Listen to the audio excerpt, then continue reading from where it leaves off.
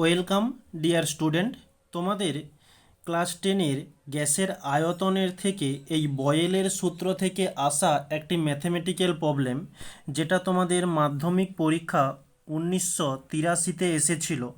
তো এই কোশ্চেনটি একটু সমাধান করে তোমাদের দেখিয়ে দিচ্ছি। সমাধানটা অতটাও বিশেষ কিছু কঠিন নয়, পারলে তোমরা নিজেরাও করতে পারতে, যারা পারোনি তাদের জন্য একটু দেখিয়ে দিই।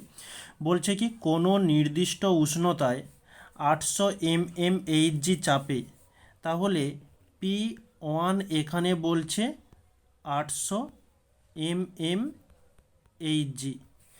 নির্দিষ্ট পরিমাণ গ্যাসের আয়তন 100 সেন্টিমিটার কিউব, তাহলে আয়তন V1 সমান 100 সেন্টিমিটার কিউব।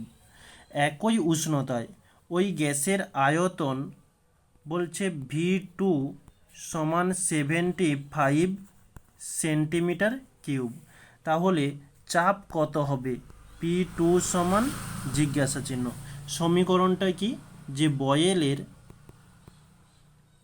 সূত্রানুসারে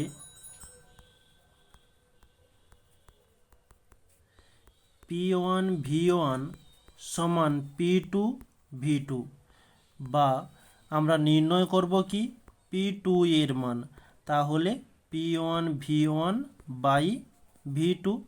P1 এর মান কত?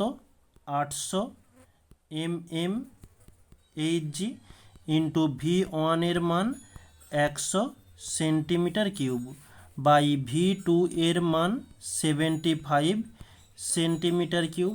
এখানে এই সেন্টিমিটার কিউব কেটে যাবে। আচ্ছা, 75 রয়েছে, আমরা 5 দিয়ে দিলে বা 25 দিয়ে দিলে 25 4 100, 25 3 75। আচ্ছা, আর কোনো কাটাকাটি যাবে না, তো এটি 800কে 3 দিয়ে ভাগ করতে হবে। আচ্ছা, এটা আর বিশেষ কাটাকাটি যাচ্ছে না। আচ্ছা, 800কে 4 দিয়ে গুণ করতে হবে, 800কে 4 দিয়ে গুণ, আর হচ্ছে একক থাকতে mmHg, আর হচ্ছে বাই হচ্ছে 3, 8 4 32, দুটো শূন্য বাই 3 এত mmHg। তাহলে 3200কে 3 দিয়ে ভাগ করলে হয়ে যাবে 1066.7 mmHg। তাহলে লিখতে পারি, অতএব নির্ণেয় চাপ সমান 1066.7 mmHg।